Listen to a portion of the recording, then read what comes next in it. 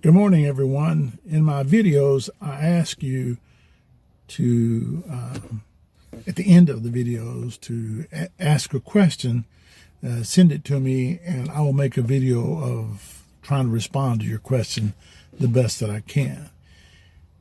And so because of that, the boys and Damon have asked that I make a video about what it was like interviewing on that very first job as a child or as a teenager, around the 7th, 8th, 10th grade, that neighborhood. Because back then you could get a job in the 7th grade, but I think now you have to be 16 to get a job. But anyway, so here's my best shot at that. First of all, I'm going to tell you how I felt, and this is how I think everybody feels. And then I'm going to try to tell you some of how I overcome those and dealt with that situation. So to begin with, just like anything in life that you've never done, you're a little apprehensive and concerned that you're going to do it right because you want to do it right. You want to have that job. So, you're not sure. You're a little apprehensive, somewhat afraid, maybe a little timid about doing it.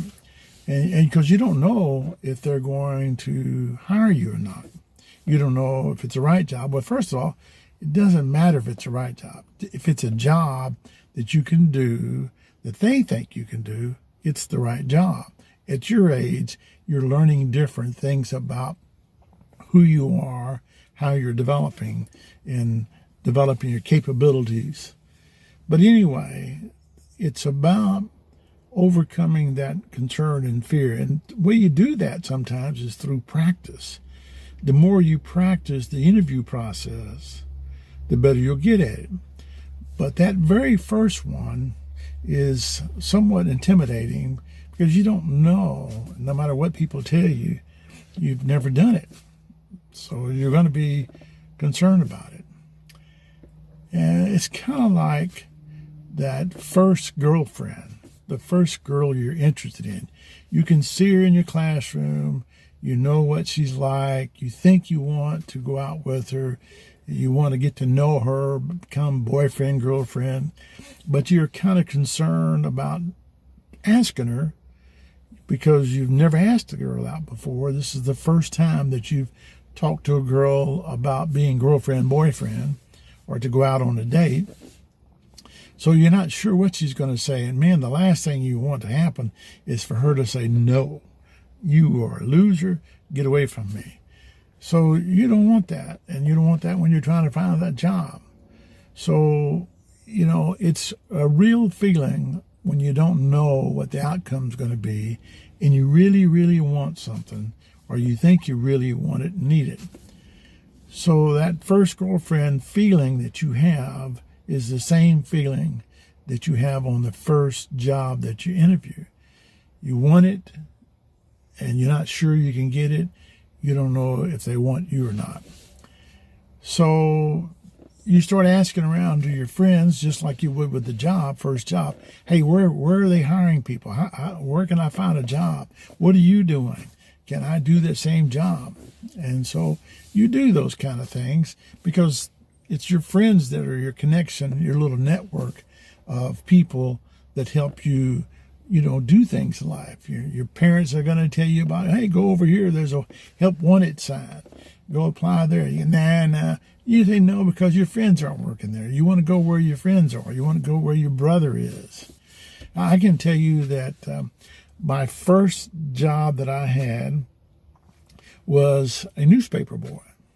And I don't know if it was the very first one, but it was one of the early ones. And I had a newspaper, and I would go out get the newspapers, fold them up, and take them around and throw them at the yards and the doors. And invariably, there'd be somebody who didn't like where I put the newspaper and get upset with me. And then when I went to get them to pay, they'd say, well, I don't know if I'm going to pay you because you didn't throw the newspaper out. So, all those problems. But one of the things I liked about the newspaper route is that I was by myself. I didn't have to worry about socializing. The second thing I liked about newspapers, I could do it early in the morning, or actually it was a journal, so it was after school. I could do it after school. And I didn't have to be there at a specific time. I like that. I like that freedom. And when I finished doing it all and did all my work, the job was done, I could go home and go play. So it's a matter of how much effort I put into it. So that was the kind of job that I was interested in as a kid. But then the summer went by and I thought, well, okay, next summer I kind of need to think about something else. And so I saw this help wanted sign in Griff's hamburger stand, which is kind of like a McDonald's. And so I had Granny, my mom, take me to this Griff's so that I could apply for a job. And sure enough, I got it. So this second time, it wasn't quite as difficult or scary because I'd already had a job. I could tell them I had a job, the newspaper job. They were looking for people. So the key is when you're trying to convince somebody to hire you, is are they looking? If they're looking for people and you are a person, so there is a probability that they could hire you.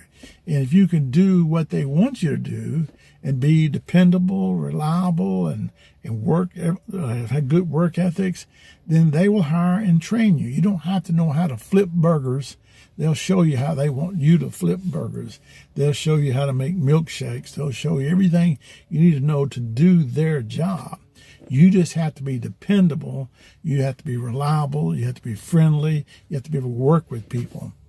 So I took that job and I cooked hamburgers and all of those things. And one of the tricks that you learn about cooking 50 hamburgers at one time on a big grill is that sometimes you forget to put the buns on the meat, and you try to pick them up with a big tray and move them over to another area.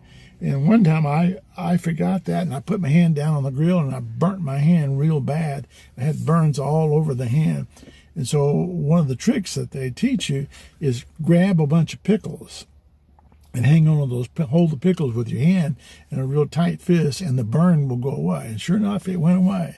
So in the job, you kind of learn new things about life. So every time I get a burn, I grab pickles and hold them, and the pickle juice helps me with any kind of burn feeling. Anyway, so this is one of my early jobs, and it's because I had developed a little capability and I was dependable. They kept me. And so my little brother was now getting of age. Tony wanted to get a job too. And so I asked the guy if my little brother can come to work. And he said, yeah, we need more people. So Tony comes in and he works there, and I'm showing him around, and other people are showing around. And so somebody comes in, wants a milkshake.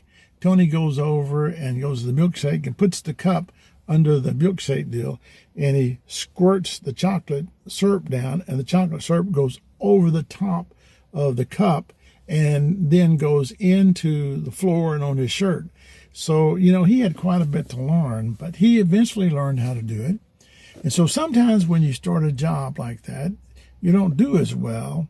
But if you are very dependable and reliable and ask for, help and do what they ask you to do, and you learn to do it, you can get better at it. While Tony, over time, throughout his life, when he got out of college, he actually worked at a lot of restaurants and he learned to really cook good. He could really flip eggs and flip pancakes, and he could do all the tricks that you see real chefs doing. So he started out kind of rough, but through his life, he perfected it. But again, back to that first job, it's like going on and asking that first girl out. And from there, you practice. So if that one doesn't work out, you'll ask another girl out. So that's practicing. And then more times you do that, you begin to understand a little bit about asking people out. And it's the same thing with applying for jobs. You learn a little bit more. You begin to realize that the job is a set of activities that has to be done. What's really important is how you interact with people and how they interact with you. And it's not about selling yourself to them, although that's what you'll hear people say, and you'll hear me say that. You got to sell yourself. It's really not about selling yourself. It's about giving the other person the opportunity to buy what they want. To be a good salesman, you've got to learn that it's not you selling them, it's them buying what you have. Over time, you'll learn that. So think about it this way. The company was looking for people. They had a help wanted sign. They were buying people to come. I was a person that they bought. I went to apply for the job. So they are buying people to come to work. They're wanting people to come there. If they weren't looking for people, went in the market to buy or to find, to get people, then they wouldn't do me any good to go there and look for a job because they don't need anybody. They don't want anybody. So they have to be willing and wanting to buy and buy me. So it's important that I package myself in such a way that they would buy me. And again, the process of interviewing is a skill, and you learn that skill. You develop that skill through practice on the practice field, not in the game. So when you're doing the interview, you're in the game. You're on the practice field when you're doing it with your mom, your brothers, your friends, and you go through a dry run and you rehearse and rehearse. And then when you get to the game, you just give it all you got and do the best you can. You get the job or you don't get the job and just move on. But you learn your mistakes on the practice field and you develop them. But you've got to learn the skill of interviewing. So that's important. And the other thing that's important about getting jobs is not just the skill of interviewing and the way of writing a resume and communicating with the people who are looking for people to hire. You have to have a network of people.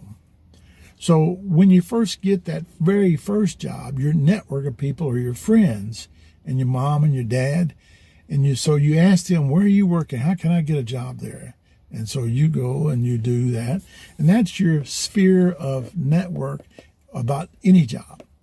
But as you progress in life, you develop capabilities. You become a programmer, or you become a car repair guy, or you become a policeman, or you become whatever, a teacher, whatever you want to become in life. You all of a sudden begin to realize that you need to get better paying jobs. You need a network of people that can help you get those jobs. So a job, remember, is just a set of things that need to be done that a company needs. And they're going to pick you or somebody to do those things. What they're looking for is somebody that can work with their team and come and fit in their world. If you don't fit in their world, they won't hire you. So that's important to understand, is that number one, you need to develop your skills, package yourself, and practice interview. Number two, you need to have a network of people to help you seek out and be accepted in that job. For instance, if you want to be in economic development like Papa was, I joined the Economic Development Association because all the people in that association were economic developers. And they were people that I networked with to find other economic development jobs in other cities. Because every city only had one economic developer, not two, but one. And so if you wanted that job, you had to be the only one to get it. Out of all the economic developers, you had to be the only one that they picked to be the CEO of that job. So it was very important to have a network of people who had connectivity to all these various cities and who had experience in doing what you're doing and who were in the same boat that you were in. So joining an association helps you identify people who can help you become get another job in that profession. If all your network is with the same company, like I had a network of people that were my friends at TI and helped me get jobs in TI, but it didn't do anything outside of TI. Once I left TI, they could not help me because they didn't know anybody out there. So you have to make sure that your network is not just within your company and the people who like you in your company, but people who are in that profession. So you have opportunities outside that company to other opportunities, other companies. So your network has to be broader than just the friends you work with. It has to be through an association. That's the best way to getting it, is join an association, no matter what. If the company will pay for it, that's great. If they won't, you need to pay for it yourself. And perhaps use your vacation time to go to the association meetings with your company not knowing it. That's okay if they don't like that. But you go and you join associations and you go off and have kind of a little vacation going to the association meeting, the national one. But at any rate, the key is networking, as well as with the right people, as well as being better prepared. And practicing the interview process.